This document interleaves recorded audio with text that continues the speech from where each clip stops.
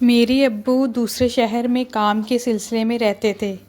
ایک دن میرے چچا آئے اور ماں سے کہا کہ آپ کے شوہر نے آپ کو لینے بھیجا ہے۔ امی ساتھ چلی گئیں۔ وہاں چچا امی کو ایک گھر میں لے گئے۔ تھوڑی دیر بعد دروازہ کھلا تو کوئی گھر میں داخل ہوا، جسے دیکھ کر ان کے پیروں تلے سے زمین نکل گئی، کیونکہ بد نصیبی نے پیدائش سے ہی قبل میرا استقبال کیا۔ ابھی دنیا میں آئی نہ تھی کہ ماں کو طلاق ہو گئی۔ طلاق کے 2 ماہ بعد میں پیدا ہوئی، خوشیوں کی جگہ اپنے ساتھ محرومی لے کر آئی۔ میں ایک معصوم کلی تھی اور ان اسباب سے انجان تھی جن کی وجہ سے امی اور ابو میں جدائی ہوئی تھی۔ میرے وجود کو ضروریات زندگی کی ضرورت تھی۔ یہ ضروریات کون پوری کرتا؟ ماں نے میری پرورش کی خاطر دوسری شادی کر لی۔ سوتیلے باپ کی پہلی بیوی سے 2 بچیاں تھیں، جبکہ بیوی فوت ہو گئی تھی۔ اس شخص نے مجھے بطور بیٹی قبول کیا۔ سوتیلے باپ نے مجھے ہر طرح سے خوش رکھا، تعلیم دلائی، اچھا کھلایا پہنایا، لیکن سوتیلوں نے مجھ کو قبول نہ کیا۔ ان دنوں وہ شعور کی منزلوں میں قدم رکھ چکی تھی، کافی سمجھدار تھی، سگے اور سوتیلے رشتوں کو خوب سمجھتی تھی۔ انہوں نے مجھ ننھی سی جان پر بہت ظلم کیے، مار پیٹ، نفرت، جو ہو سکتا تھا برا سلوک کیا، مگر ماں سمجھوتا کرنے پر مجبور تھی، کیونکہ سوتیلا باپ مجھے سوتیلی بیٹی نہیں سمجھتا تھا بلکہ حقیقی والد جیسا پیار دیتا تھا۔ تبھی ماں نے اس کی اولاد کی نفرتوں کو بھی سہ لیا۔ میں ایک حساس لڑکی تھی، رفتہ رفتہ ہر بات سمجھ میں آنے لگی۔ ارد گرد کے لوگ بھی بتاتے تھے کہ یہ تمہارا سوتیلا باپ ہے اور یہ سوتیلی بہنیں ہیں۔ اس طرح سگے سوتیلے کا فرق بھی پتہ چل گیا۔ یہ دکھ تھا کہ سگے باپ جیسا شخص سوتیلا کیوں ہے۔ اسی غم کی وجہ سے میری جان کو ہزاروں روگ لگ گئے۔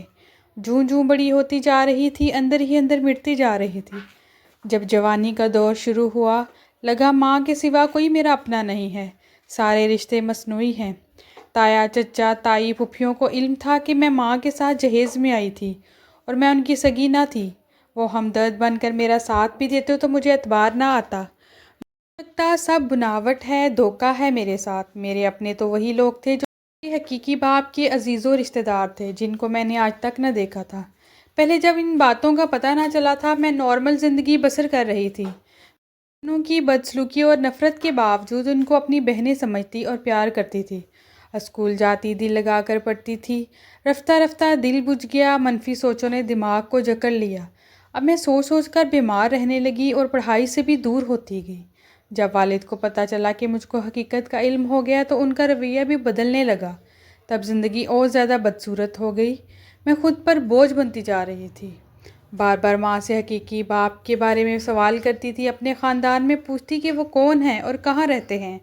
سوالوں کا جواب دینے سے گریز کرتی۔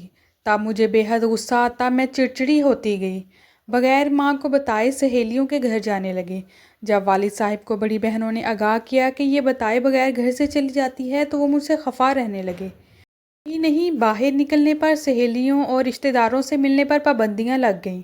ابو کا خیال تھا رشتہ دار ہی مجھے سکھاتے، بھڑکاتے اور میرے کان بھرتے ہیں۔ ان کا خیال ایک حد تک صحیح تھا۔ میرا کوئی غمگسار اور رازداں نہ تھا۔ جو پیار سے بات کرتا، میں اسی کو اپنا غمگسار اور رازداں بنا لیتی تھی۔ رشتوں کے معاملے میں زندگی کے اس موڑ پر تھی کہ جہاں سے واپس نہیں جا سکتی تھی، نہ آگے بڑھ سکتی تھی۔ مثلاً جب میں سوتیلی پھوپھی کو پھوپھی کہہ کر پکارتی، دل اندر سے کہتا یہ تیری سگی پھوپھی نہیں ہے۔ جانے تیری حقیقی پھوپھیاں اس وقت کہاں ہوں گی؟ اگر مل جائیں تو کیا خبر تجھ کو کتنا پیار کریں۔ میں اکثر امی سے سوال کرتی اپنے باپ کے بارے میں کہ کیوں آپ نے طلاق لی۔ وہ بات گول کر جاتی۔ ایک دن میں نے ہمت کر کے اپنی امی سے بات کی کہ ماں، موت و حیات تو خدا کے ہاتھ میں ہے۔ اگر آپ کو کچھ ہو گیا تو میرا کیا بنے گا؟ کیونکہ یہ کنبہ حقیقت میں میرا کنبہ نہیں ہے اور یہ باپ بھی میرا باپنا نہیں ہے۔ خدا را مجھے میرا کوئی عطا پتہ، کوئی نشانی تو اپنوں کی بتا دو۔ کبھی ان کو ڈھونڈنا بھی پڑا تو کیوں کر ڈھونڈوں گی؟ میرا تو جینا حرام ہو جائے گا۔ امی سسرال میں سب سے ڈرتی تھی، پھر بھی انہوں نے میرا دل رکھا۔ میری خالہ سے اپنی پہلی شادی کی تصویر لے آئیں، جس میں حقیقی والد دولہا اور وہ دلہن بنے ہوئے تھی۔ میں نے یہ تصویر چھپا کر رکھ دی۔ ماں نے تاکید کی اس تصویر کو راز رکھنے میں غفلت مت کرنا اور بے لگا مت کرو، کیونکہ میں تمہاری سگی ماں تمہارے ساتھ ہوں۔ لیکن جو دوسروں کے ہوتے ہیں وہ شاید ہمارے نہیں ہوتے۔ وہ جھوٹی تسلیاں دیا کرتے ہیں۔ ترسا ہوا دل باپ کی تصویر دیکھ کر ان کے اندیکھے پیار کا اسیر ہو گیا۔ سوچوں میں حقیقی باپ کا خیال بس گیا اور میں ماں کے خلاف سوچنے لگی۔ تبھی محرومی کا احساس شدید تر ہوتا گیا اور یوں میں ہر وقت پریشان رہنے لگی۔ اب احساس کمتری میں اس حد تک چلی گئی تھی کہ امی کو بھی نہ چھوڑتی۔ ہر وقت امی کو طعنے دیتی، آپ کی وجہ سے میں اپنے حقیقی باپ سے دور ہوں۔ اگر آپ اپنا گھر بسا لیتی تو آج میں غیروں کے در پر نہ بیٹھی ہوتی۔ اب میری ماں بھی مجھے بات بات پر ڈانٹتی، بات بات پر ٹوکنے لگی، کہتی تمہارے حقیقی والد نے کون سا تمہارا خیال کیا تھا؟ سوتیلے باپ نے تو پھر بھی پال پوس دیا ہے، کسی شے کی کمی نہیں ہونے دی۔ سوتیلے رشتہ داروں نے سوائے 2 بہنوں کے کسی نے تم کو کوئی تکلیف نہیں دی، پھر کس بات کا روگ لگا رکھا ہے تم نے؟ ایسا تو صرف وہی کرتے ہیں جو احسان فراموش ہوتے ہیں۔ کبھی کہتی عذاب ہو تم تو میرے لیے، تمہیں انہی کے حوالے کر دیتی تو تمہیں سمجھ آتی کہ کیا کرتے وہ تیرے ساتھ۔ میں ہر بات کو برداشت کرتی رہی اور خون کے گھونٹ پیتی رہی، لیکن سگے باپ سے ملنے کی چاہ میرے دل سے نہ گئی۔ اب سوتیلے والد بھی کبھی کبھار خفگی کا اظہار کرنے لگے، کبھی مریضہ کہہ دیتے تھے، مجھ کو بہت برا لگتا تھا۔ میرے سگے والد جہلم میں رہتے تھے، وہ ایک امیر آدمی تھے اور میں دولت مند گھرانے کی دختر ہو کر بھی مصیبت زدہ ہو گئی تھی۔ شکوہ یہ تھا کہ امی میرا دکھ سمجھنے کی کوشش نہیں کرتی تھی، وہ میرے احساسات کو کوئی اہمیت نہ دیتی، بس یہی کہتی کہ ہر وقت اداس ہونے کا ڈرامہ نہ کیا کرو۔ جی بھر آتا تو رونے بیٹھ جاتی۔ ایک بار امی نے بتایا کہ اگر تم اپنے سگے باپ کے گھر پیدا ہوتی تو وہ تمہاری شادی اپنے بھائی کے بیٹے شہزاد سے کرتا، کیونکہ وہ اکثر کہا کرتا تھا بیٹی ہوئی تو اپنے چچا کی بہو بنے گی۔ اس بات کو سن کر جیسے میں کسی کی امانت ہوں اور میرا چچا زاد میرا ساتھی اور میرا منگیتر ہے جو میرا انتظار کر رہا ہے۔ خوابوں میں جینے کا اپنا مزہ ہے، میں بھی شاید خوابوں میں جی رہی تھی اور اس مزے سے لطف اندوز ہو رہی تھی۔ خواب دیکھنے والوں کی قسمت میں ہوتا ہے مجھے لگتا۔ میری 2 سہیلیاں مشال اور سمینہ اکثر مجھے ڈھارس دیا کرتی تھی۔ وہ مجھ کو اداسی کے خول سے باہر نکالنے کی بہت کوشش کرتی، کئی طرح کے مشورے دیتی۔ کبھی کہتی تم کو کسی ساتھی کی ضرورت ہے، تم کسی سے دوستی کر لو، یا تم اس کیفیت سے نجات پالو گے۔ تب میں ان کو سمجھاتی کہ ایسے مشورے بیکار ہیں، کیونکہ میں خیالوں میں اپنے چچا زاد کو ہی اپنا ساتھی سمجھتی ہوں، لہٰذا اس کے سوا کسی سے دوستی کر بھی لوں تو اس سے ملوں گی کیسے جبکہ مجھ پر پابندیاں عائد ہیں؟ تب وہ لاجواب ہو جاتی۔ ایک روز میں نے امی سے کیے ہوئے عہد کو توڑ دیا اور مشال کو اپنے حقیقی باپ کی تصویر دکھا دی۔ اسے یہ بھی بتا دیا کہ میرا باپ ایک امیر آدمی ہے اور ان کا ایک بھرا پورا کنبہ ہے، بس میں ان سے جدا ہوں اپنی امی کی وجہ سے۔ مشال نے مشورہ دیا کہ تم اپنے سگے والد اور ان کے رشتہ داروں سے ملو۔ کس طرح؟ یہ ناممکن ہے۔ کیسے ناممکن ہے؟ وہ بولی۔ میں تمہاری مدد کروں گی، تم ان کا پتہ بتاؤ، میں اپنے ماموں سے کہہ کر تمہارے والد کا پتہ کرا لوں گی، پھر ہم تم کو ان کے پاس پہنچانے کی تدبیر کریں گے۔ اس کے آسرا دینے پر میرے دل میں اپنے باپ سے ملنے کی امنگ بیدار ہو گئی اور ایک بیٹی کی آتش محبت بھڑک اٹھی۔ پدرانہ شفقت پانے کی خاطر میں سہیلی کی باتوں میں آ گئی، یہ بھی نہ سوچا کہ وہ ماں جس نے پالا پوسا جوان کیا، اچانک اس کو داغ مفارقت دے جاؤں گی تو اس پر کیا بیتے گی۔ مشال نے میرے والد کا پتہ معلوم کروا دیا اور پھر ایک دن اچانک ہی میں گھر سے غائب ہو گئی۔ کسی کو کانوں کان خبر نہ ہو سکی کہ میں اپنی سہیلی کی ماں اور ماموں کے ساتھ جہلم اپنے باپ کے گھر چلی گئی ہوں۔ ادھر سوتیلے باپ اور ان کے رشتہ داروں نے خدا جانے میری ماں کیا درگت ہوگی۔ ان دنوں سے بے پرواہ میں خوش تھی کہ ایک ماں کو کھو کر میں نے سارے اپنے حقیقی عزیزوں میں آ گئی ہوں۔ حقیقی باپ نے مجھے قبول کر لیا، بہن بھائیوں نے بھی چند دن گرم جوشی اور محبت دکھائی، لیکن سوتیلی ماں نے مجھے دل سے قبول نہ کیا۔ وہ بہت پریشان تھی کہ یہ کہاں سے ٹپک پڑی ہے۔ والد صاحب صبح کاروبار کے سلسلے میں گھر سے نکلتے اور رات گئے لوٹتے۔ میری ان سے ملاقات 8-10 دن بعد بس چند منٹ کو ہوتی۔ وہ حال احوال پوچھتے اور بس جلد ہی مجھے احساس ہو گیا کہ ان کو مجھ سے کوئی لگاؤ نہیں ہے۔ ان کے گھر میں میرے ہونے نہ ہونے سے کوئی فرق نہیں پڑتا، البتہ ان کی بیوی کو میرے ہونے سے ضرور تکلیف تھی۔ رفتہ رفتہ یہ تکلیف ان کی میرے ساتھ بدسلوکی میں بدلنے لگی۔ وہ اپنی اولاد کو بھی ساتھ ملا لیتی اور مجھ سے سبھی بیگانگی کا رویہ اپنا لیتے، جس سے مجھ کو بہت تکلیف ہوتی۔ ایک وقت ایسا بھی آیا کہ میں یہاں آنے پر پچھتانے لگی اور جو خواب میں نے دیکھے تھے سبھی سراب ثابت ہونے لگے۔ اب ماں یاد آتی، وہ لوگ یاد آتے جو غیر تھے مگر اپنوں جیسا پیار کرتے تھے۔ سوچتی ہے کاش میں مشال کے کہنے میں نہ آتی، شخص کے گھر سے قدم نہ نکالتی جو کہنے کو تو ستیلا باپ تھا مگر سگوں سے بڑھ کر تھا۔ وہاں اداسی نے گھیر لیا تھا تو یہاں بھی دن رات رونے سے کام تھا۔ وہاں محلے دار بھی میرے جاننے والے تھے، دوستیں تھیں، جبکہ یہاں تو میں کسی کو جانتی نہ تھی۔ کبھی چھت پر جھاڑو دینے جاتی تو ہمسایوں کے گھر نظر پڑ جاتی۔ بیٹا صفدر اپنے صحن میں بیٹھا ہوتا، میں اس کو دیکھتی رہتی۔ کبھی کبھی ہم ایک دوسرے سے اشاروں میں باتیں بھی کرتے۔ یوں آہستہ آہستہ چھت پر ہماری بات چیت ہونا شروع ہوئی۔ وہ مجھے اچھا لگتا تھا، لیکن یہ بات صرف پسندیدگی تک تھی۔ محبت صرف اپنی خیالاتی دنیا میں شہزاد سے کرتی تھی، لیکن صفدر مجھ سے محبت کے دعوے کرتا تھا۔ انہی دنوں گجرانوالہ سے دادی دادا ابو آئے۔ واپسی میں دادی نے کہا کہ ہم اسے کچھ دنوں کے لیے اپنے ساتھ لے جاتے ہیں۔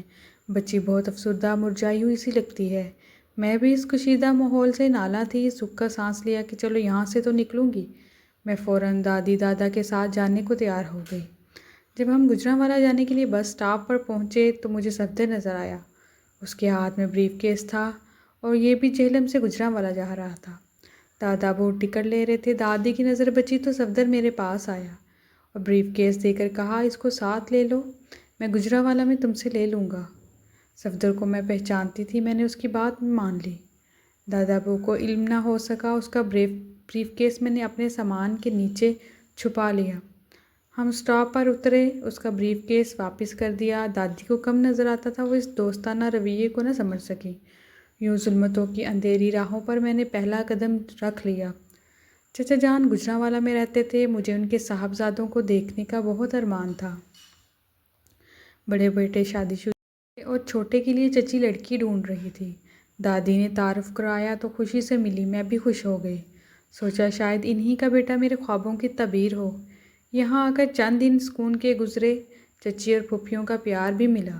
یہاں آ کر میں صفدر کو بھول کر شہزاد کے خیالوں میں گم ہو گئی۔ وہ پہلے ہی میرے خیالات کی دنیا میں تھا، اب حقیقت میں سامنے آ گیا تھا۔ مجھے اس سے محبت ہو گئی۔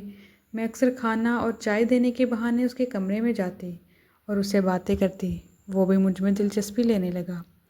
اب ہم روزانہ گھنٹوں باتیں کرتے۔ کبھی میں اس کے کمرے میں چلی جاتی، کبھی ہم چھت پر ملتے۔ کبھی جب گھر میں کوئی نہ ہوتا تو ہم ایک دوسرے کے پاس بیٹھے رہتے۔ اسے کہتی کہ تم چچی سے ہماری شادی کی بات کرو، وہ کہتا صحیح وقت آنے دو پھر بات کروں گا۔ کہتی چچی تمہارے لیے رشتہ ڈھونڈ رہی ہیں، یہ نہ ہو کسی اور کو پسند کر لیں، تم چچی کو ساری صورتحال سے آگاہ کرو۔ وہ مجھے کسی نہ کسی طریقے سے ٹال جاتا، لیکن محبت کے سہانے خواب بھی دکھاتا۔ ایک دن جب شام کی چائے دینے کے لیے اس کے کمرے میں گئی تو اس نے مجھے کہا کہ جب سب سو جائیں میرے کمرے میں آنا، میں نے تم سے ایک ضروری بات کرنی ہے۔ میں نے اسے کہا ابھی بات کر لو۔ بولا نہیں، ابھی بات نہیں کر سکتا، ابھی گھر میں سب جاگ رہے ہیں، تم تھوڑی دیر کے بعد آنا۔ امی سے شادی کی بات کرنے سے پہلے میں تم سے کچھ باتیں کرنا چاہتا ہوں۔ میں دادی کے کمرے میں سوتی تھی۔ رات کے 12 بجے جب سب سو گئے تو میں اٹھ کر شہزاد کے کمرے میں چلی گئی۔ اس نے مجھ سے ڈھیر ساری پیار محبت کی باتیں کی۔ رات کے 2 بجے میں اپنے کمرے میں واپس آ گئی۔ مجھے اس کے ساتھ وقت گزار کر بہت اچھا لگتا تھا۔ ایک احساس کمتری میں مبتلا لڑکی کو جب کسی طرف سے محبت ملے تو سب کچھ بھول بھال کر اس شخص کی ہو جاتی ہے جہاں سے اسے محبت ملے۔ میرا حال بھی کچھ یوں ہوا، نہیں جانتی تھی کہ یہ خوشی چند دن کی ہے۔ جب سب سو جاتے میں شہزاد کے کمرے میں چلی جاتی اور 2-3 گھنٹے اس کے کمرے میں گزار کر اپنے کمرے میں واپس آ جاتی۔ اس کی باتوں میں اتنا کھو جاتی کہ ارد گرد کا ہوش ہی نہ رہتا، اور یوں اس نے آخری حد بھی پار کر لی۔ اب یہ ملاقاتیں صرف محبت بھری باتوں کے لیے نہیں ہوتی تھی، بلکہ گناہ کی سیاہی میں لپٹی ہوتی تھی۔ ایک روز دستک ہوئی، چچی جان کا چھوٹا بیٹا اس دروازے پر گیا۔ سامنے صفدر کھڑا تھا، اسے دیکھ کر میں گھبرا گئی۔ شہزاد سے دوستی تھی، وہ اس کو اندر لے آیا اور بیٹھک میں بٹھایا۔ چچی نے کہا چائے تو بنا دو، شہزاد کا دوست آیا ہے۔ جی ٹھیک ہے۔ چائے بنا کر جب بیٹھک کی طرف گئی، شہزاد الماری میں سے کچھ تلاش کرنے میں محو تھا۔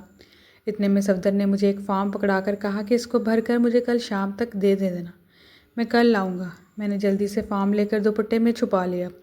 رات کو جب سب سو گئے میں نے وہ فارم نکالا، نام پتہ لکھنا تھا اور دستخط کرنے تھے۔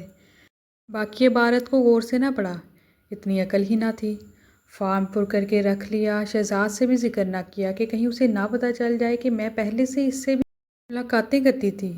یہ بھی سوچا کہ جب صفدر آئے گا تو پوچھوں گی کہ یہ کس چیز کا فارم ہے۔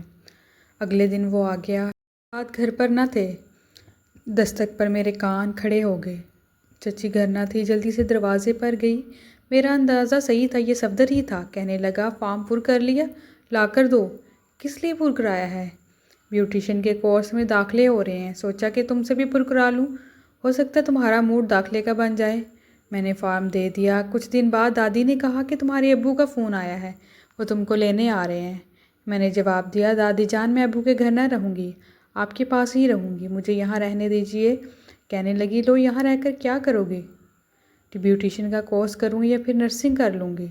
بولی، اے لو، اللہ کا دیا سب کچھ ہے، تم کو نرسنگ کرنے کا کیا شوق ہے؟ اس پر چچی جان گویا ہوئیں۔ اماں جان، اگر بچی کا شوق ہے کرنے دیجیے، بیکار گھر پر رہنے سے اچھا ہے کوئی کورس کر لیا جائے۔ کورس ہی کرنا ہے تو سلائی کا کرے۔ دادی نے مشورہ دیا تو جان چھڑانے کو میں نے کہا کہ ٹھیک ہے، سلائی کا کر لوں گی۔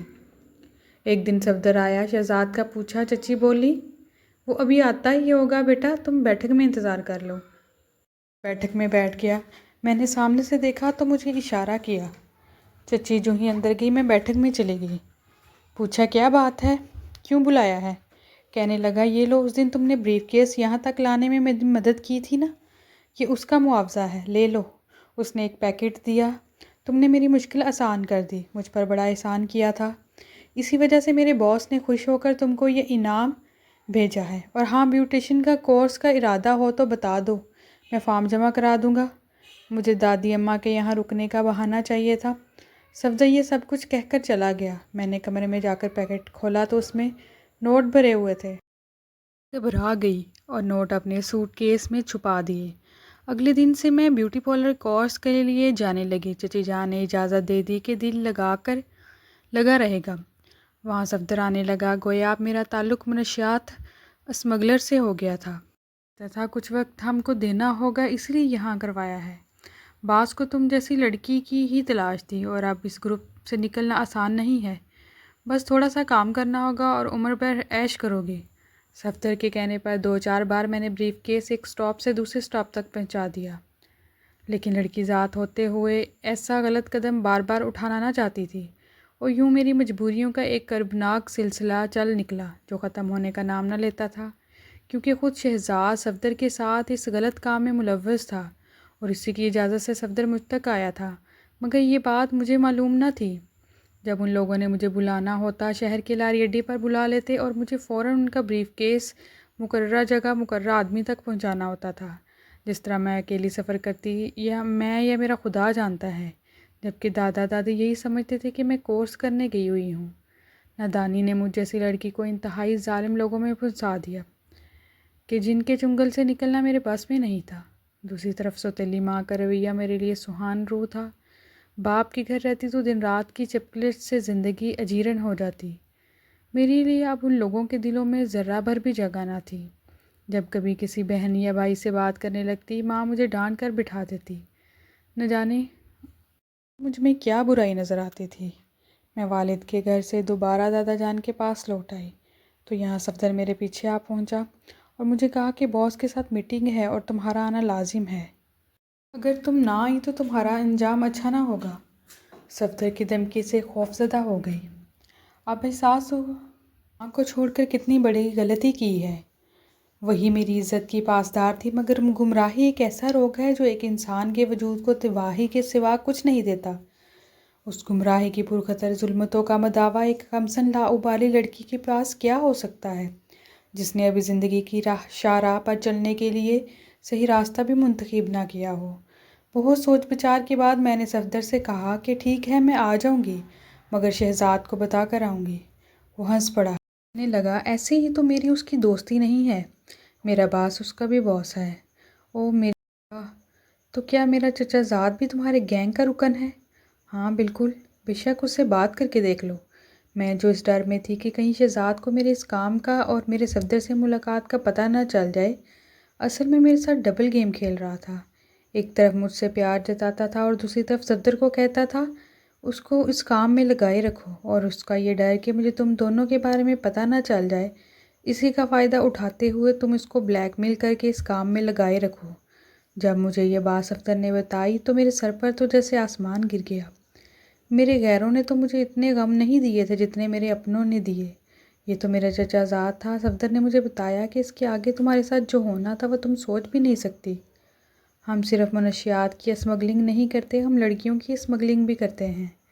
شہزاد تمہارا سودا کرنے والا ہے۔ اس نے مجھے کہا ہے میں سودا بعد میں کروں گا، پہلے خود اس لڑکی کا فائدہ اٹھاؤں گا، تب تک تم بھی اپنا کام نکلوا لو۔ وہ دونوں آپس میں ملے ہوئے تھے اور اپنے تئیں میرا فائدہ اٹھا رہے تھے۔ اس نے بتایا، لیکن میں نہیں چاہتا کہ وہ تمہارا سودا کرے، اس میں میرا نقصان بھی ہے، اور نہ چاہتے مجھے تم سے محبت بھی ہو گئی تھی۔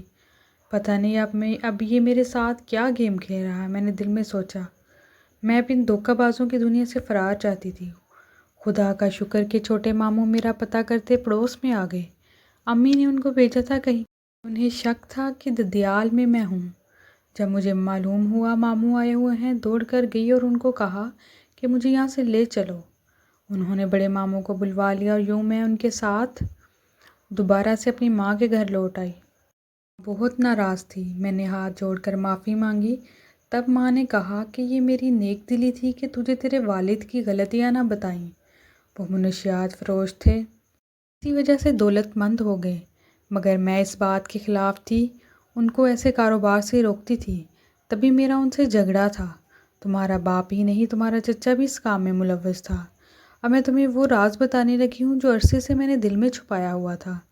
میں تمہارے دل میں تمہارے خاندان کے بارے میں نفرت نہیں ڈالنا چاہتی تھی، اس لیے آج تک سے پردہ رکھا۔ تم مجھے تانے دیتی تھی کہ میں نے تمہیں تمہارے خاندان سے دور کیا ہے۔ تم شکر ادا کرو کہ تم اس خاندان سے بچ گئی ہو۔ دل میں سوچا کہ آپ کو کیا بتاؤں، میں تو واقعی بال بال بچی ہوں۔ لیکن انہوں نے اپنی کہانی کچھ اس طرح سنائی کہ ایک دن تمہارے چچا میرے پاس آئے۔ ان دنوں تمہارا باپ دوسرے شہر میں کام کے سلسلے میں گیا ہوا تھا۔ تمہارے چچا نے مجھے کہا کہ بھائی کی طبیعت خراب ہو گئی ہے، وہ اسپتال میں تمہیں بلا رہے ہیں۔ میں یہ سن کر پریشان ہو گئی اور اس کے ساتھ چل پڑی۔ وہ بس میں بٹھا کر لے گیا۔ بے چینی سے میں نے پورا راستہ کاٹا کہ پتہ نہیں تمہارے باپ کی طبیعت کیسی ہوگی، لیکن وہ مجھے ایک گھر میں لے گیا۔ میں نے کہا، یہ تم مجھے یہاں کیوں لے کے آئے ہو؟ ہمیں اسپتال جانا تھا۔ کہنے لگا، بھائی یہاں پہ رہ رہے ہیں، یہ بھائی کا گھر ہے، یہاں پر سب کچھ موجود ہے، تم بھائی کے لیے گھر کا بنا ہوا کچھ کھانا بناؤ، پھر ہم ہسپتال چلتے ہیں۔ میں نے اسے کہا، پہلے میں تمہارے بھائی سے ملوں گی، پھر اگر کچھ بنا کے لے جاؤں گی۔ وہ بولے، نہیں پہلے کچھ بنا لو، میں کھانا بنانے کے لیے کچھ اور سامان لے کے آتا ہوں، اچھا سا کھانا بنا لو، پھر بھائی کے لیے لے کے چلنا ہے۔ بازار سے سامان لینے چلا گیا اور میں آ کر کچن کا جائزہ لینے لگی۔ تھوڑی دیر ہوئی تو دروازہ کھلنے کی آواز آئی۔ میں نے سمجھ لیا تمہارے چچا آئے ہیں، لیکن جب دیکھا تو کوئی اور آدمی تھا۔ پوچھا، کون ہو آپ اور یہاں پر کیا کر رہے ہو؟ کہنے لگا، یہ میرا گھر ہے، لیکن یہاں تو میرے شوہر رہتے ہیں، انہوں نے شاید آپ سے کرائے پر لیا ہے، تمہارا دیور تمہیں یہاں میرے پاس بھیج گیا ہے، اب تم میرے پاس ہی رہو گی۔ میں گھبرا گئی، میں نے دروازے کی طرف دوڑ لگا دی، لیکن اس نے مجھے بالوں سے پکڑ کے پیچھے کو کھینچ لیا، کمرے میں بند کر دیا۔ تھوڑی دیر میں وہاں پریشان رہی۔ میں اس وقت 4 ماہ حاملہ تھی۔ کافی دیر کے بعد جب وہ آیا تو میں اپنے ذہن میں ایک بھاگنے کا منصوبہ بنا چکی تھی۔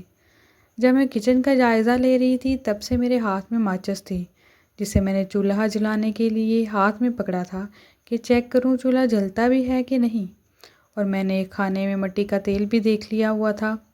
وہ کمرے میں آیا، میں اس سے تھوڑے نارمل طریقے سے ملی۔ اس نے کہا کہ لگتا ہے تمہاری عقل ٹھکانے آ گئی ہے۔ میں نے بھی کہا، ہاں، جب میرے شوہر نے اور میرے دیور نے مجھے بیچ ہی دیا ہے، اس گھر میں جا کے کرنا بھی کیا ہے؟ آج تمہارے ہاتھ بیچا ہے، کل کسی اور کے ہاتھ بیچ دیں گے، بہتر ہے کہ تم میرے ساتھ نکاح کر لو۔ کہنے لگا، نکاح تو میں تمہارے ساتھ نہیں کروں گا، لیکن مجھے تم پسند آ گئی تھی، اس لیے میں کچھ دن تمہارے ساتھ گزارنا چاہتا ہوں۔ میں نے کہا، چلو ٹھیک ہے، لیکن مجھے بھوک لگی ہے، میں کچھ کھانا چاہتی ہوں۔ اس نے کہا، کچن میں سب کچھ موجود ہے۔ میں نے اسے کہا، ٹھیک ہے، میں نے فریج سے چیزیں لے لی ہیں، آپ چلے جائیں، میں کچھ بنا کر لاتی ہوں، مل کر کھانا کھاتے ہیں۔ تم تو کافی خاصی سمجھدار ہو، مجھے لگ رہا تھا ابھی مجھے تمہیں سیدھا کرنے میں کچھ وقت لگے گا۔ میں نے اسے اپنی میٹھی میٹھی باتوں سے مطمئن کر کے کمرے میں بھیج دیا۔